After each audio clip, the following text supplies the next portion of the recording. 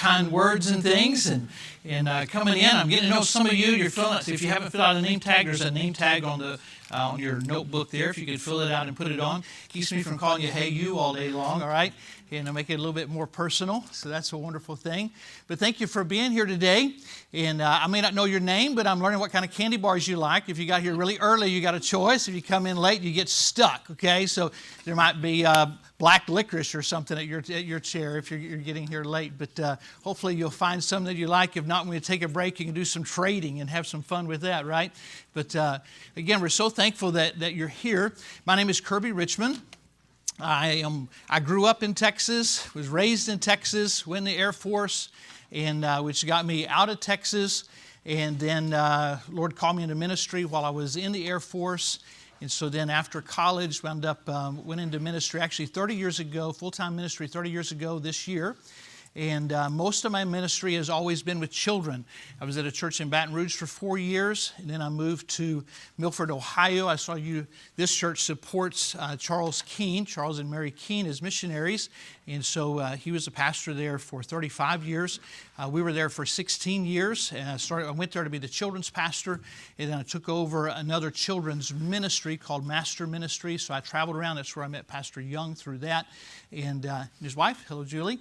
And so we got to meet them when they were in Upper New York. Now, he's getting a little bit more spiritual. He moved south, okay? He's a little bit closer to Texas.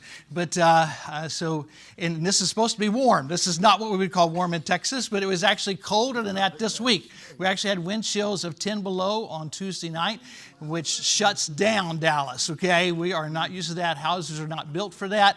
And people are experiencing a lot of plumbing problems as a result of that.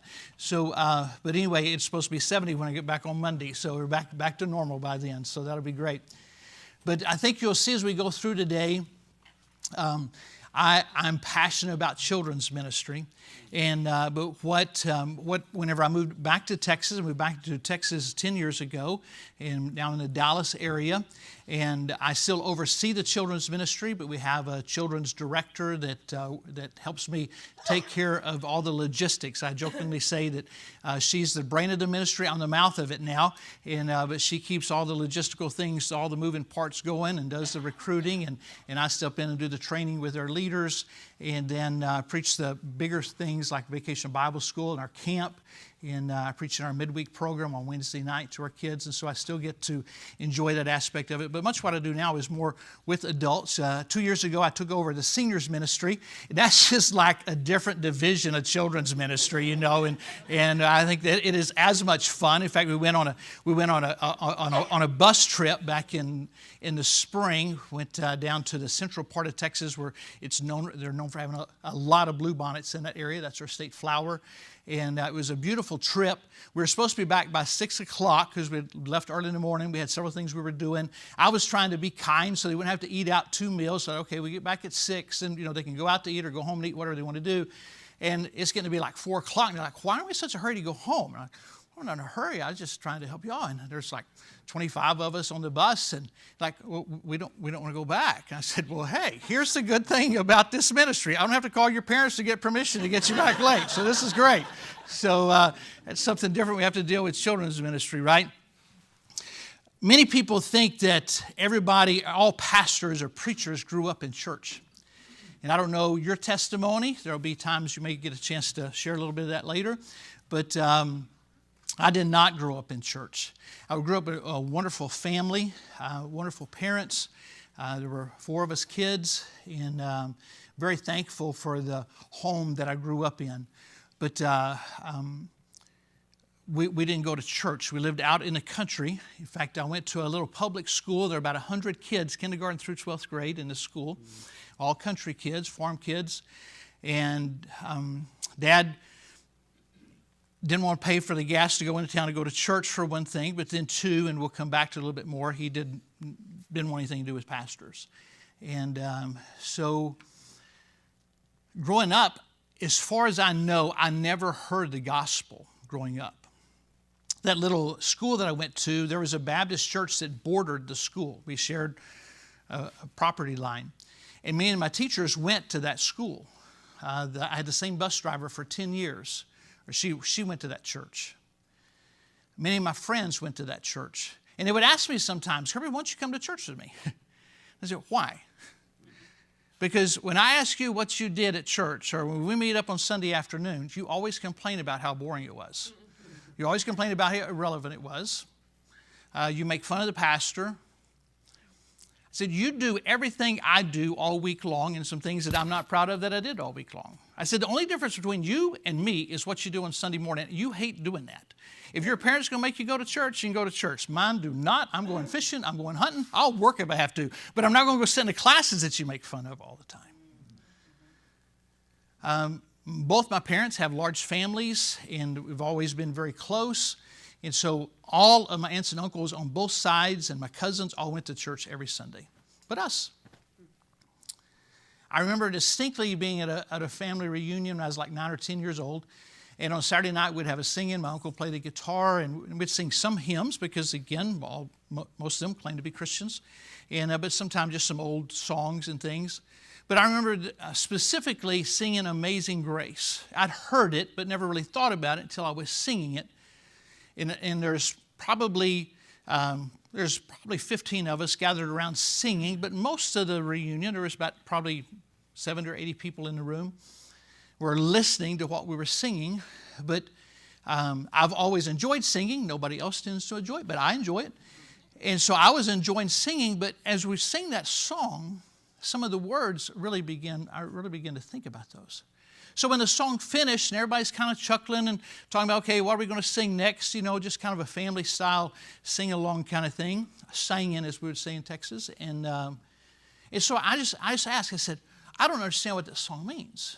What does it mean? I once was lost, but now I'm found. Was blind, but now I see. 80 people in the room, and you could have heard a cricket chirp. Nobody said a word. I really thought, well, maybe somebody will talk to me about it later. Nobody ever did. I was probably 9 or 10. I later graduated from high school and went to a small college out in West Texas for a year. And I think it was in September, a guy down the hallway from me, his name Doug, began to witness to me. I did to him what I'd always see my dad do to pastors, and say, I don't really want to hear about it. But Doug did something that no other Christian had ever done. He befriended me. And just as we would have casual conversations, as we were studying together, as we were walking back and forth across campus, he would witness to me. And specifically, one day I remember so clearly, Doug could talk 100 miles an hour. We live in Texas. Texans don't talk 100 miles an hour, okay? But I mean, he would just constantly. And I remember one day we were in the hallway, and he was coming to my room. We were going to study together. And as I walked in the room, I reached over to flip on the lights, and fluorescent lights, much like this. And when I did, I go, whoa! I woke some of you up, didn't I? And I said, what? He said, what'd you just do? I said, I turned the light on. Really? He said, but what happened? I turned the light on. But he said, how did that happen? He said, you turn the switch on over there, and the light came on up here. He said, how does that work? I said, Doug, this has nothing to do with what we were talking about. You've been around electricity. Why are you asking me these questions? He said, well, I'm just curious. He said, can you tell me how it works? He said, really? So I tried to say something, and it didn't take long to say everything I knew about electricity. And he'd say, well, I don't understand. He would ask another question. And he asked several questions. He said, Doug, I don't understand where you're going with this. Would you please stop talking about this? We've got stuff to do. And he said, I'm just wondering. He said, so you're telling me you don't understand everything about electricity? Yeah. He said, but that's strange. He said, you've told me that Christians claim to be something and understand something, but they're not that way. He said, when I talk to you about becoming a Christian, you tell me that you cannot do this because you don't understand everything about God. But he said, yet you use electricity every day. So he said, you've told me a lot about Christians being hypocrites. But he said, Kirby Richmond, he said, if you don't understand electricity, you better stop using it or you're a hypocrite too. I never thought about that before. It led into another conversation that we'll go into later. So what we're talking about today, because I did not grow up in church, and because I had dozens and dozens of cousins who went to church and talked about it being boring, grew up with kids who went to church that said it was boring. I never heard the gospel, though I had friends that supposedly knew the gospel. You understand why this is important to me? Because if it were not for a college-age friend, if I would have died when I was in my first few months of being 18 years old, I would have gone to hell after being surrounded by Christians my whole life. I didn't grow up in Africa. I didn't grow up in India. I didn't grow up in some of these foreign places that you have on the backboard back here. I grew up in Texas. Churches everywhere, and never heard the gospel. So what does that mean? That means that my friends maybe had been taught, but it had never become natural to them to share the gospel with their friends. And so as we talk today, Pastor said earlier, he jokingly said it to rib me because I talked about this last night. I don't entertain kids. You don't entertain kids. We train kids. We teach kids. And part of what we're teaching them is not just so they know it up here, but so they understand it here. And from the abundance of the heart, the mouth speaketh. Okay?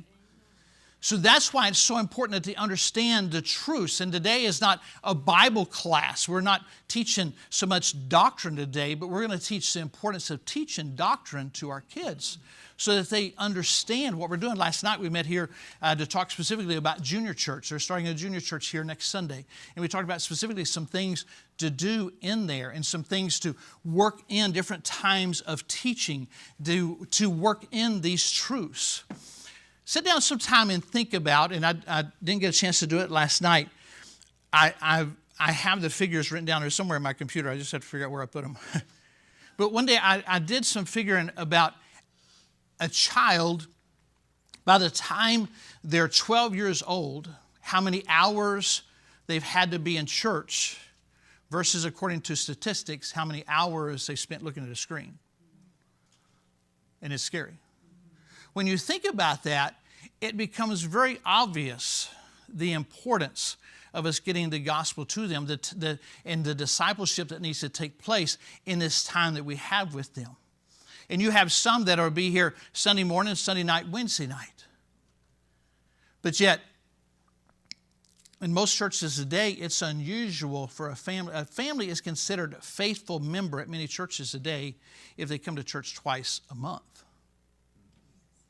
They think they're pretty faithful because they got so busy with everything else and it's not a priority. So if that's the case, they're not even going to barely spend 2.5 hours in church a month. And many of them probably on a Saturday spend more than that already today on Saturday morning. So that's why what we're talking about is so very, very important. So we're going to start off today with this class called Capturing the Heart of a Child. So you have some notes here in front of you, and I appreciate Elizabeth getting all these copied and bound for you. I appreciate the fact she put them in a folder. And I love the idea of her having them in a folder because hopefully that'll mean that whenever you leave, they don't just wind up in the floorboard of your car on the way home, okay? But you take them home and seriously put them on a shelf somewhere that you can take down every once in a while. Please don't do this. Sometimes people leave a conference or a seminar like what we're talking about today and go back and the very next week try to change everything and just make a lot of people mad. That's what they do. You know, we ain't never done it that way before, okay? But just look for a thing here or two. So as we go through today, maybe write down some things. This is something I can implement tomorrow. This is something I can implement within the next quarter. This is something that we want to try to implement within the next year. And so little by little, as you go along this year, maybe just take this down and say, okay, let me look for something else that maybe we can work on to add some variety to what we're doing, okay? And so that's what we're going to do as we go through it today. So again, we're starting out with capturing the heart of a child. I love to teach with acrostics. Many times it makes it easier to remember things. Jude 22, let's say this together. And of some have compassion, making a difference. This drives me. The idea of having compassion. Because there are people in my life that have made a huge difference in my life. So Doug, my friend at Angelo State University, continues to witness to me. And then in January 1985, 40 years ago from last month, I trusted Christ as my Savior. I've taken my wife there. It's 100 miles from where I grew up, but I literally drove her there one time to this building. It was called a Baptist Student Union. Now there's a different name for the same ministry. I can't remember what it's called now, but I took her to the building. It was locked. But we went around and I got to a window and I said, right over there against that wall, there used to be a sofa there. That's where I got saved.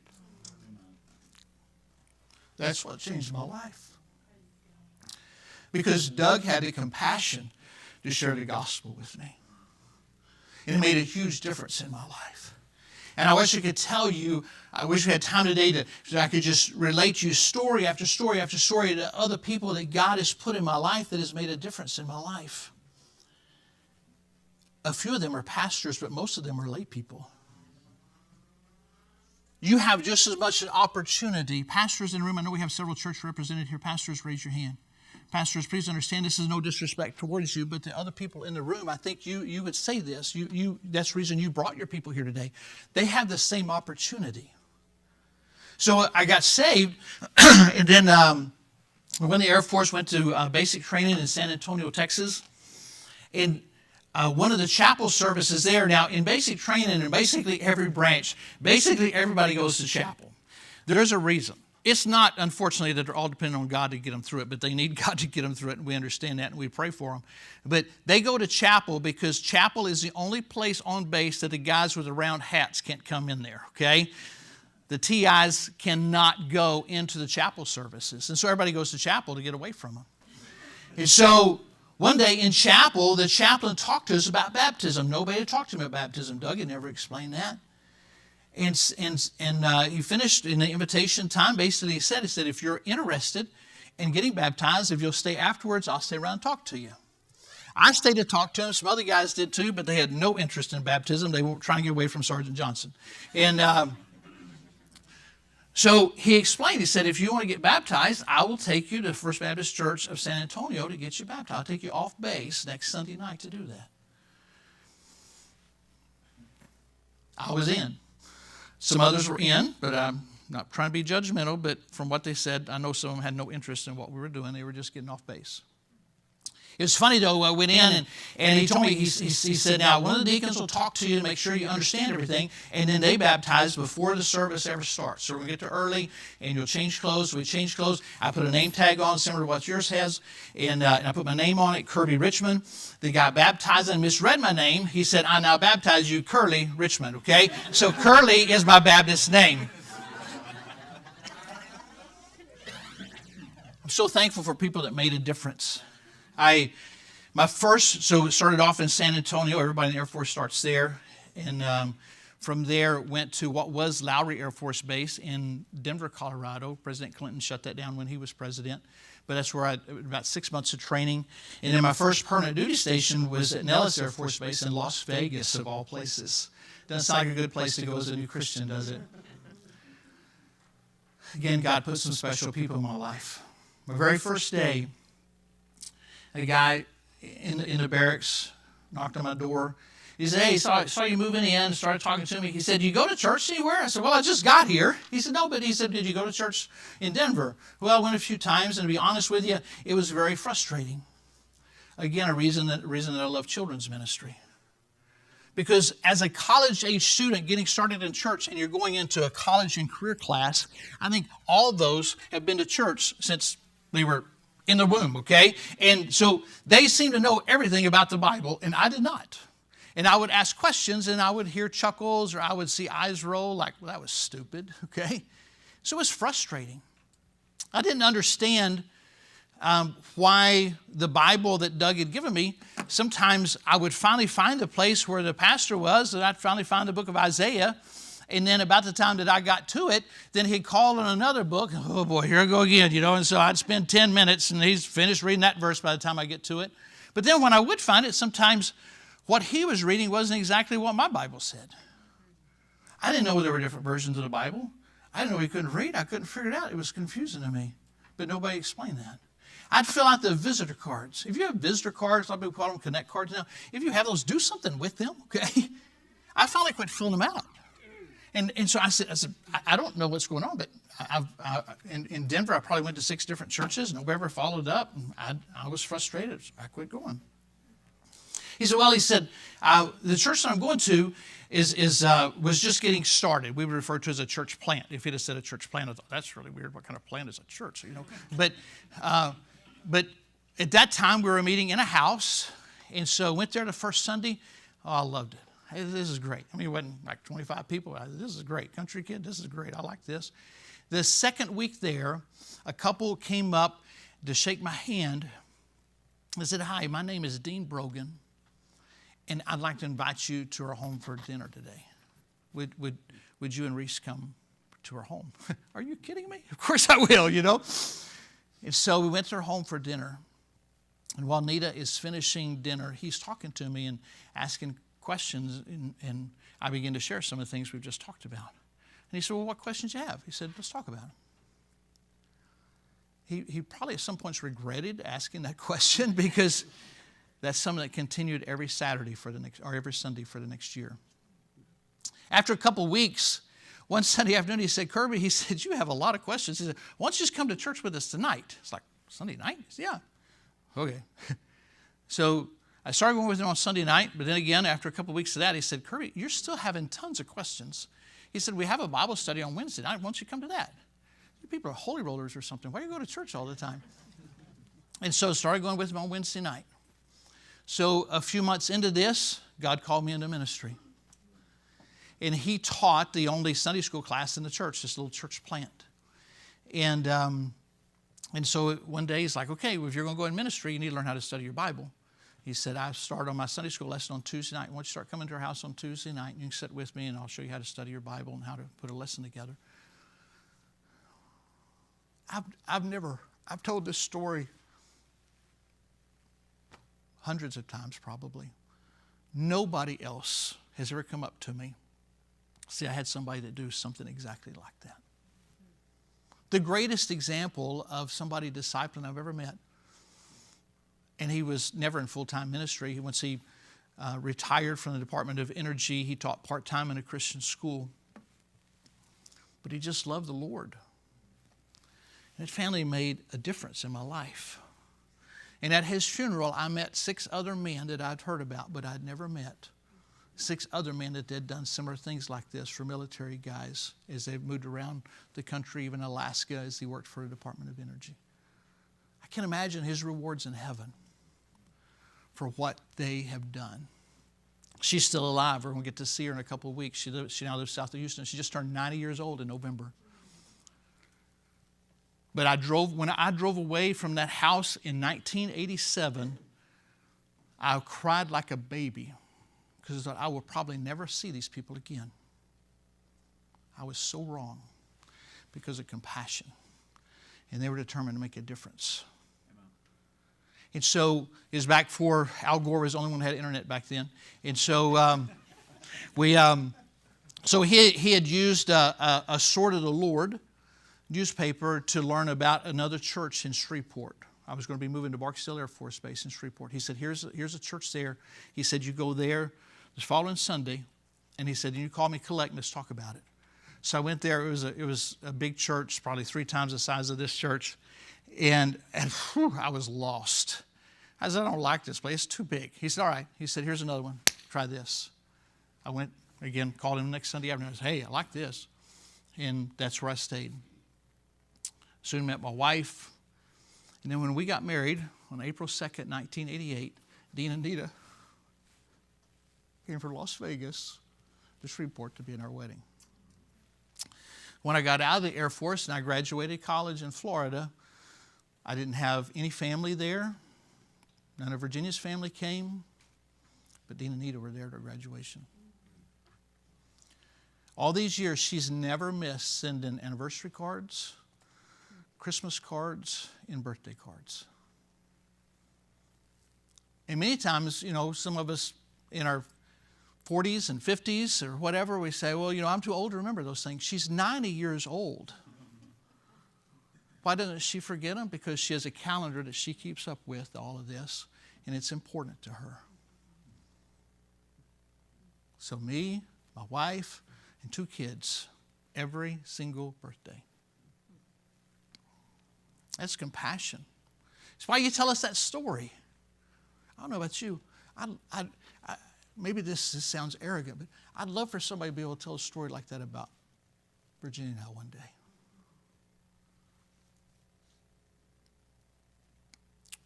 That's compassion. So think about this. A teacher must have, we've talked about compassion, a teacher must have heart. That's your first blank to fill out. So we're 30 minutes in. We've got to the first couple of lines, so hang in there, okay? So this idea of heart, I want you to think about this. Let's read this verse together. For where your treasure is, there will your heart be also. Things we treasure, we take time to take care of, don't we? All of us, whatever it is, you fill in the blank, we all have our hobbies that we're going to make sure get done. Some other things may not be done, but we're going to make sure they're done because why? We treasure them. I want to tell you something, and pastors in the room, please don't get mad at me. And really, nobody's ever walked out, but I've said this many times, and nobody's walked out, but it's a pretty good attention getter. If you don't treasure the class that you teach, the greatest thing that you can do is not to take the notes. I appreciate Pastor's kind words earlier. But the greatest thing you can do is not just fill in all your blanks today. But the greatest thing you can do is go to your pastor tomorrow and resign your class. Because I would not want you teaching my child or my grandson if you're only there because somebody asked you to do it and you felt guilted into do it. Well, somebody's got to do it. No, God has a plan for who does it. And I just learned through the years it's a whole lot better to combine 2 classes for a little while and have one teacher that truly treasures her class or his class than to have a teacher in a classroom that doesn't have a heart to do it. How would you feel if you found out, if you could really look in your pastor's heart and tell that he doesn't treasure you, that it's a paycheck? That would break your heart. That would crush you. That your shepherd does not care for you as the sheep. You pastor your class. And when you pastor your class, you're going to treasure your class. You're going to have this heart that we're talking about. And that'll never be a struggle. When you learn to treasure your class, you're going to want to make sure, you're going to arrange your schedule to make sure that you don't miss over and over again. We all get vacation time. Our church is doing something very unique for me that I'd never heard of before. So on March 16th, I started an 8-week, they call it a sabbatical. I never heard this term before.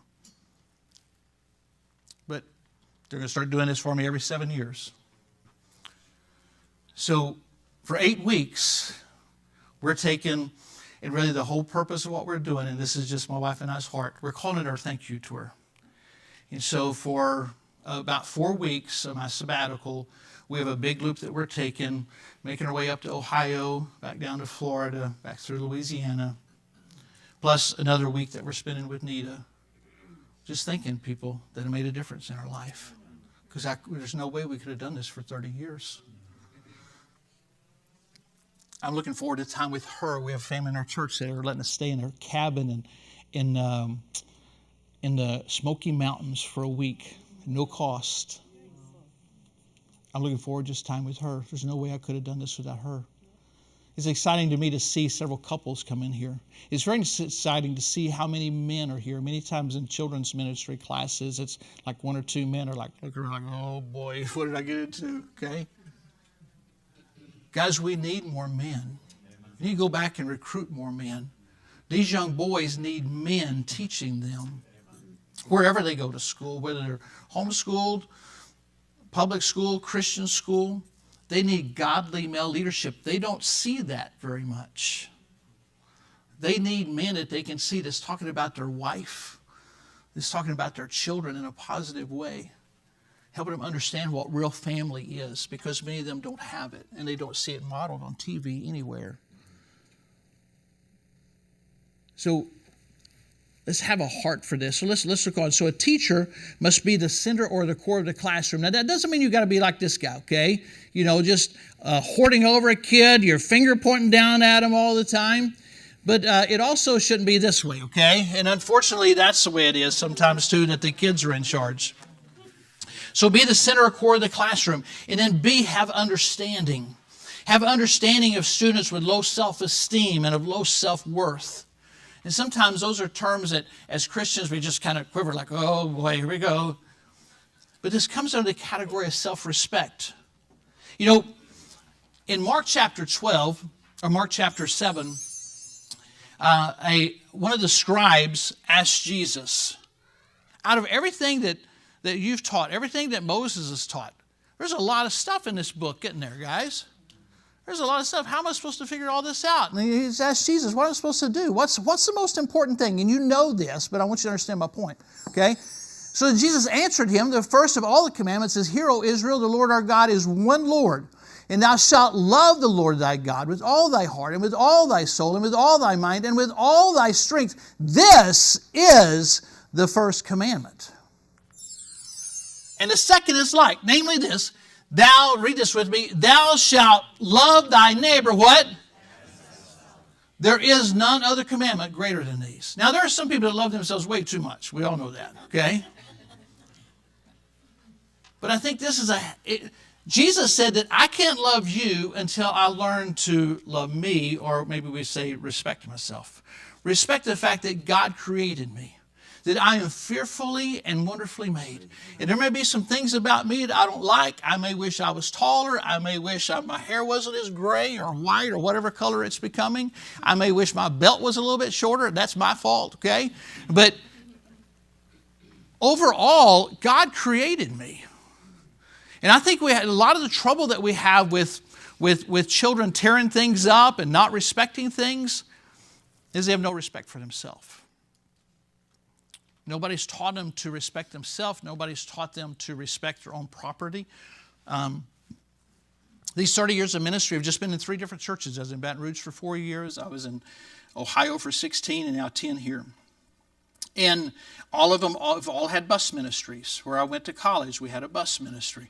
So I've always been a part of a bus ministry, bringing kids in Dallas, very inner city kids, that most of them, that's the only time they hear anything about God, anything really positive in their life. Most of them certainly don't come from what we would say the model Christian home. And so many of them don't know how to take care of things. Their parents have never owned anything in their life. And so for them to kick a hole in the wall is no big deal. You know, the apartment will fix it when we move out next month because mom and dad didn't pay the rent. So they've never learned to respect anything. So I tell our teachers, don't be surprised if they break something because to them it's no big deal. We have one of the rooms that I teach in has a smart board on it. It's this really cool screen about the size of this. You can do all kinds of cool things on it. It's really neat. And a couple of weeks ago, the girl went up there and she walks up. She grabs I forgot what was. She grabbed something. I had something. I was using an object lesson. She walked up and I said, "What are you doing?" She said, "I'm just going to hit it." You're going, "What?" She said, "I just want to break it."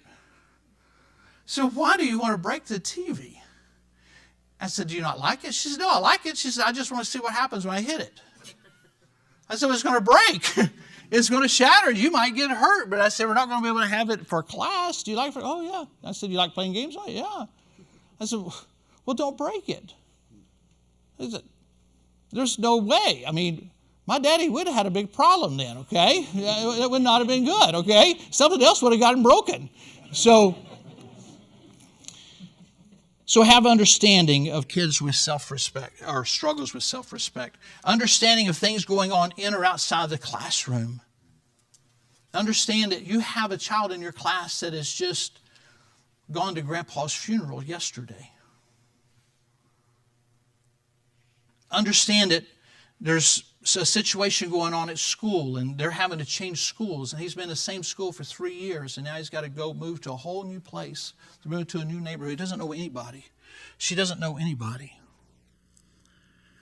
There are some strange things that happen in children's ministry. Sometimes some strange stories.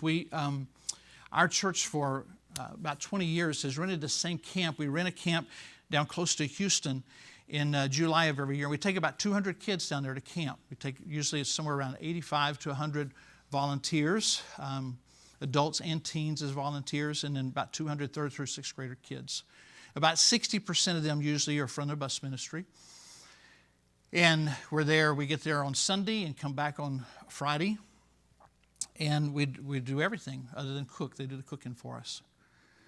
And so with this many kids from varied kinds of homes, varied backgrounds, a couple of years ago, I asked the counselor to find out where these kids, their parents and their grandparents, what country they were born in, because I knew we had a lot of nationalities represented. So out of the kids, their parents, and their grandparents, there were 18 countries represented there at camp out of those 200 kids. Of the 100 kids that are in the school I grew up in, there was one state represented, much less a country. They were basically all from Texas, okay, because we lived right in the middle of the state. I never had a friend that was not a Caucasian until I went to college.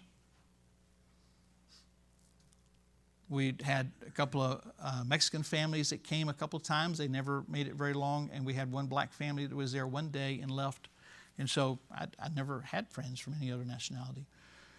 And so with all these cultures mixed up, some interesting things happen. So this particular week at camp, I preached the evening services, and different people do the morning services. And I was doing a series about family. And on Thursday night, the last night of chapel, one girl, her name was literally Unique, was her name. She was a sixth grader. She was about so tall, very thin, a pretty young lady. But she was a friend of one of the kids who ride a bus that was able to get a scholarship, and she came to camp for free, which is part of the story. So about halfway through the message that night, again, talking about family life, she jumped out of her chair and ran out the back of the chapel. The chapel is on the second floor of a building. The dining hall is on the first floor, and then the chapel is on the second floor. And so there's this big deck on the back. She ran out on the deck. I thought she was going to, we had somebody a couple of years ago that almost jumped over the deck trying to commit suicide. And so I thought she's going to try this.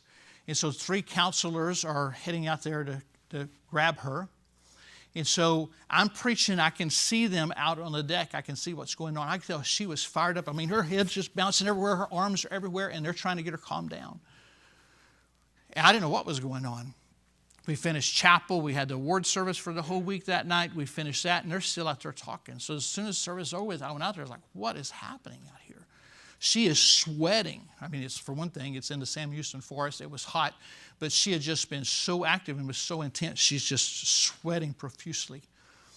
There's a lady perspiring, okay? She was like, what's going on? She said, I've had it with you. I am so tired of hearing you.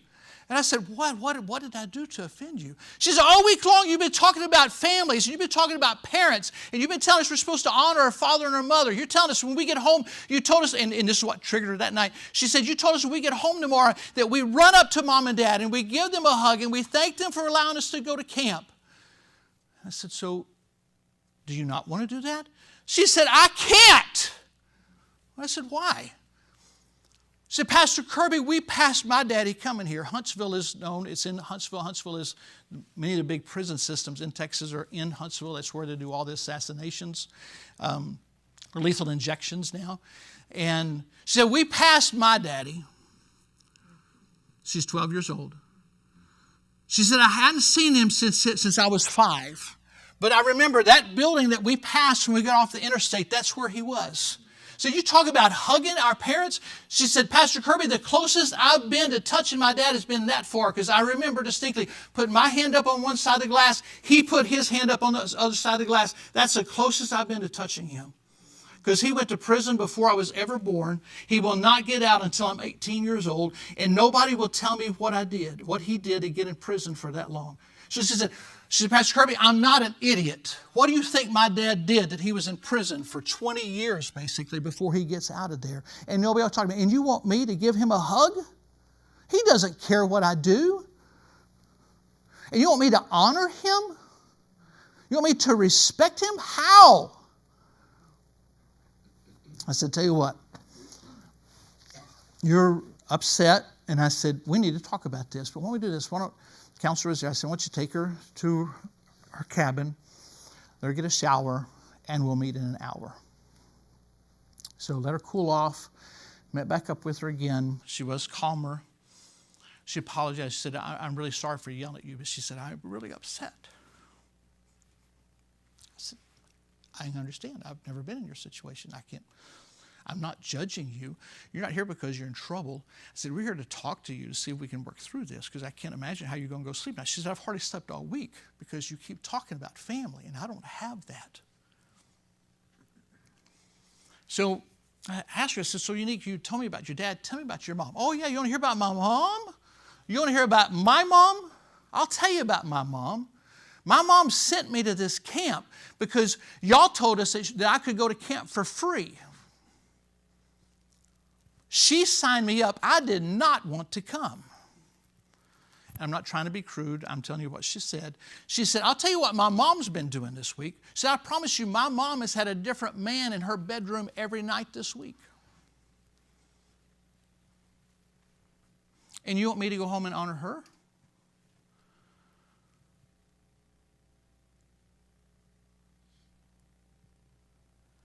She said,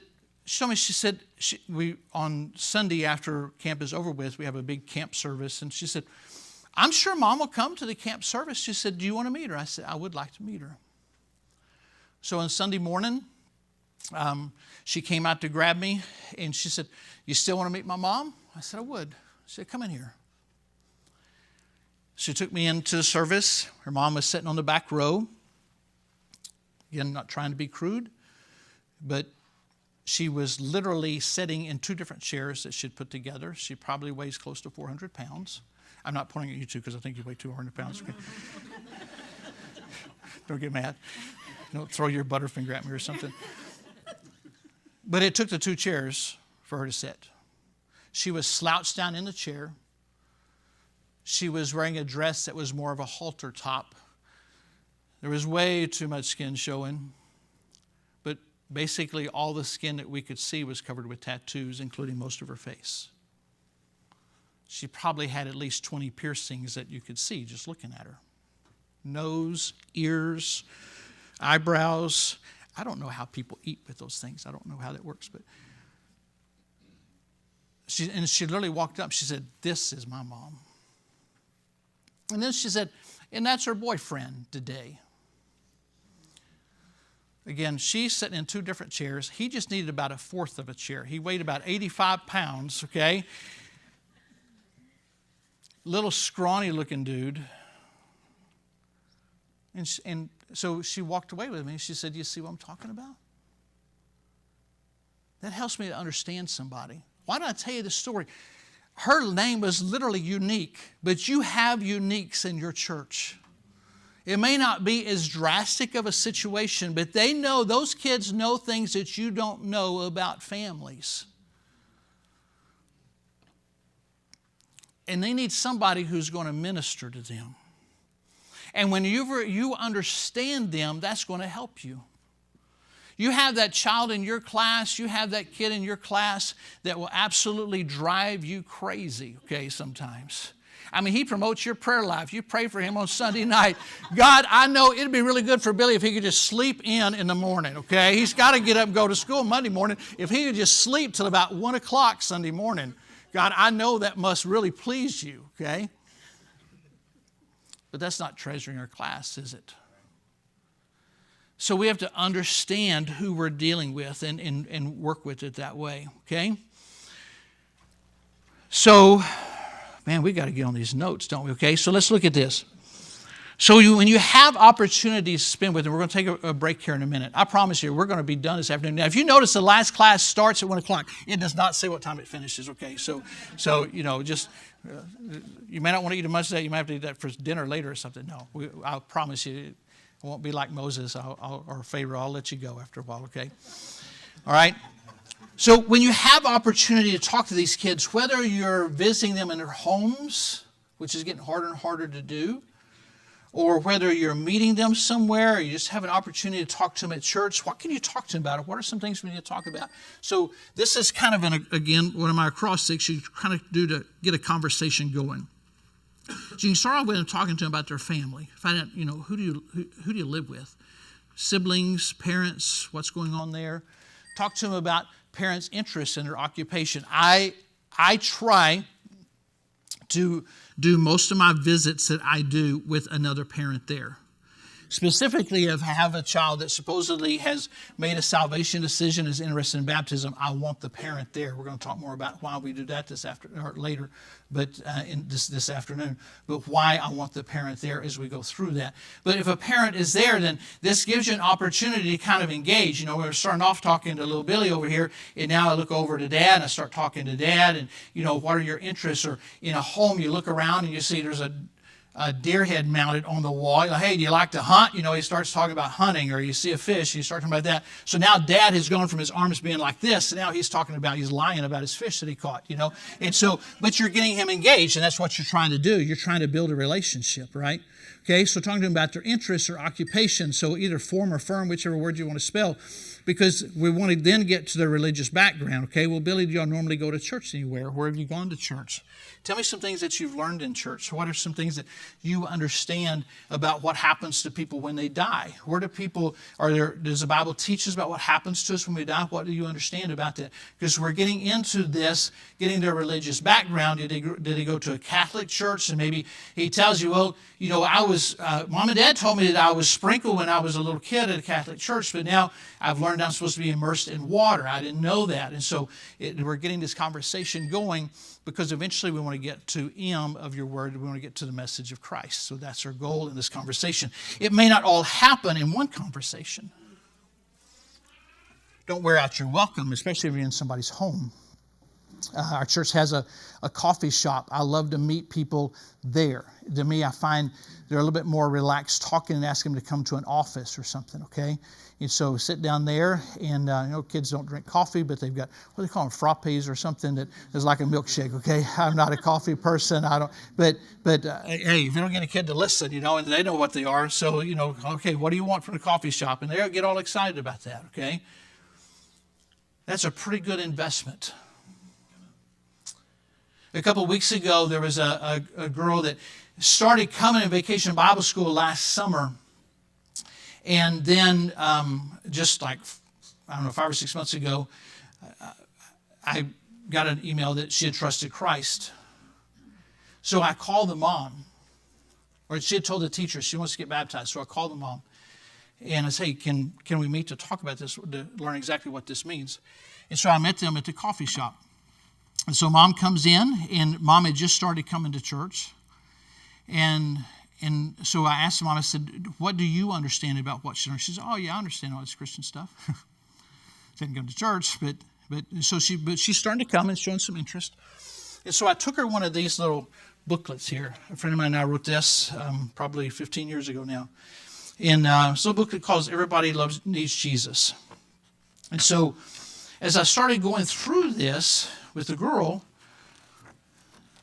Mom was like, wow, I hadn't heard of some of this.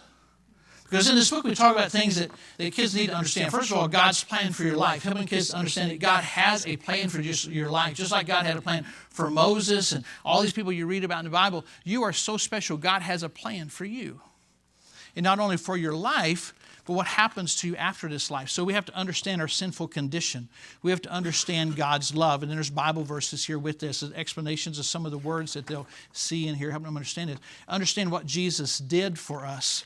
We need to understand how to receive God's gift. And then here's this big thing. Do you understand? And some things, ask them, do they understand this? And then understand the choice is yours. And so your kids, there are a lot of things in life that your kids have no choice over. They have no choice who their parents are. They have no choice where they live, where they go to school, or anything. But they do have a choice. This is something that they have a choice on, okay? We should make sure they understand that their choice is truly theirs, okay? And so as we're going through this, I could tell that I'm entering into things that Mom has no clue about. So finally I said, Mom, could you take this home? And why don't y'all maybe spend the next week reading a little bit of this each night and going through some of these Bible verses together. And then let's meet again next week And so we set a time we would meet the next week. We met there at a coffee shop. We sat down at the table. She said, Pastor Kirby, I had no clue what you were talking about. I realized that once I started reading that book. She said, I trusted Christ as my Savior too. Can I get baptized too? And I got to baptize them the next Sunday. What a joy. Because of basically following that acrostic right there and spending time with them. It takes some time to do that. But again, do you treasure your kids? Something to think about, okay? Well, we're going to take the break here in just a minute. Let's get through this. We ought to get through point 1 anyway, shouldn't we? All right. So the first page. So it has spirit. Be prepared for class. Man, this is important. My pastor in Ohio taught us this. He said, if you're on time, you're late. That's a great thing. It's a great thing. It's showing how you respect other people when you don't have other people waiting for you. Because other people's time is valuable. Okay? And so being prepared for class means that you're going to get there to make sure that everything is ready to go. That everything is set up so when people are coming in, when the kids are coming in, you have an opportunity to talk to them and greet them and talk to them to find out how their week was before they ever sit down. Because if you're 5 minutes late and their parents got them here on time, number one, they may be in the classroom having absolute havoc. Most discipline problems in the classroom are not the problem of the kids. Who's the problem? It's the leader. And if the leader's late, you've just already started up. I mean, by the time you get in there 10 minutes late, they've already torn down the tables and everything else in there, okay? They've got them stacked up on top of one another and jumping off of them and everything else, okay? So, but your preparation to make sure everything is laid out. Again, I appreciate Elizabeth getting things laid out on the table for you. So we weren't running around at 10 o'clock and say, oh yeah, we needed some notes and this very night. Well, I need a pen. She has pens on the table for you. Even a candy bar. And then so you don't get thirsty, a bottle of water. She took away all your excuses, okay? Thank you, Elizabeth. Let's give Elizabeth a big round of a hand. Probably one of the first ones of these, something like this I did, was in Georgia. It's close to Atlanta. I don't remember the name of the town. But the pastor may do 6 hours of training on a Saturday. You're just doing 3 hours of it, plus a lunch. Woo! I'm excited about that. Soup and sandwiches. I'm ready for that. So, but here we are. And so I taught lessons similar to this. And I spent a lot of time talking about preparation, thing you need to get ready. And the pastor told me, not everybody was able to be there. That's always going to happen. And so Sunday morning, he said, during Sunday school, I just want you to kind of walk around and make observations. And I was going to preach to the kids. And so I was doing what he told me to do. So I'm walking around in Sunday school. And about 10 minutes after Sunday school started, I'm in the front hallway, and this man, about 50 years old, comes blasting in the door, just about runs over me, and then he sees me, hey, what are you doing here? Well, that was really kind. And I said, well, my name's Kirby Richmond. Oh, you're the guy that was here yesterday, right? Yeah. He said, I got to go. He said, I'm late for my class. I'm supposed to be teaching a group of kids. Well, I'd already been back there trying to help them with these kids because the kids were about to tear up a classroom back there. And so I'd already been back there. I knew where he was going. Okay, well, that's him. He wasn't here yesterday. And so he blows past me, stops about 3 steps away, turns around, looked at me, and said, hey, by the way, he said, Pastor told me you were going to teach 6 hours yesterday. What in the world did you talk about for 6 hours? What I really want to say, well, if you're on time, you're late, and you are really late, and this is what we talked about yesterday, but I was nice. And I said, well, he kept a set of notes for you. You can maybe pick those up later. And then he got down there, and then he came rushing out. He said, hey! He said, there's supposed to be a table in my room. You know what happened to the tables that were in my room? I said, I don't know where they put your tables. He said, what am I supposed to do with my kids? I said, I don't know. I'll help you find a table. So it was at least 20 minutes late before we ever got started with anything.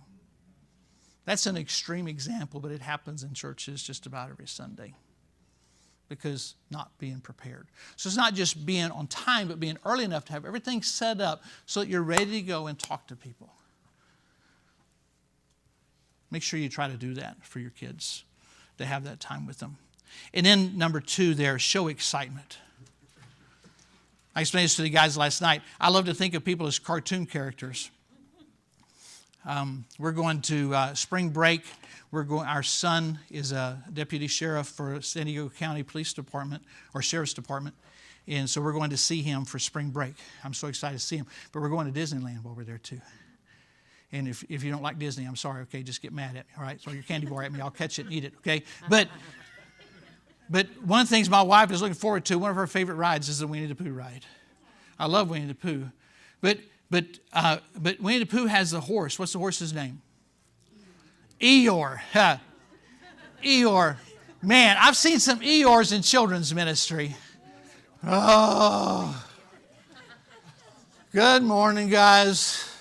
I had a long day yesterday.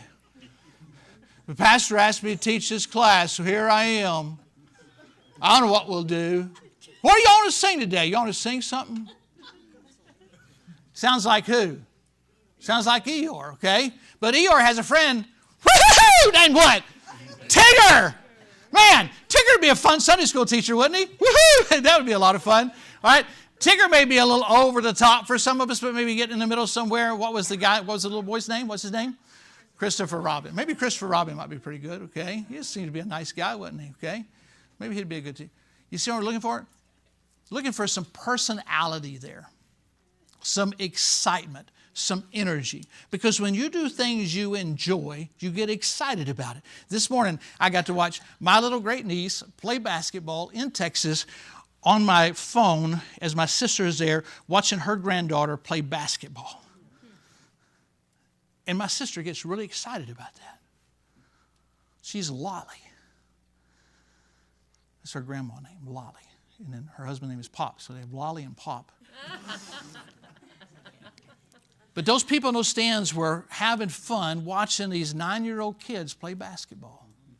Why can't we get that excited? I'm preaching to the choir because if you weren't excited about it, you probably wouldn't be here today. But hopefully today you'll leave with some new tools and some new ideas to help bring some diversity. Because again, in that basketball game, they're not just going to run the same play for 4 quarters, are they? It's not going to be very effective. The defense is going to figure it out. But when you go in there every week and you have something new to pull out and a new plan for today, a new play for today, that's going to keep things interesting. The pastor is in the room. You preach the same sermons every week. The rest of you are like, oh, man, I already know that one. You know, it's amazing the notes that people take. Our pastor has been the pastor there 12 years, and every once in a while, he'll say something, and somebody will come up. They'll come out in the lobby. And I remember when you said that, I have it back in my Bible. You talked about that 5 years ago on a Sunday night. I have a good memory, okay? But having diversity, that's what you want to hear from your pastor and your pastor in your class. So let's try to keep things as creative as possible. I promise you, we're going to get through the rest of these notes. Some of them we're going to go through faster in this first page, okay? But this is kind of getting things set up to help you understand what we are trying to find in our children's ministry.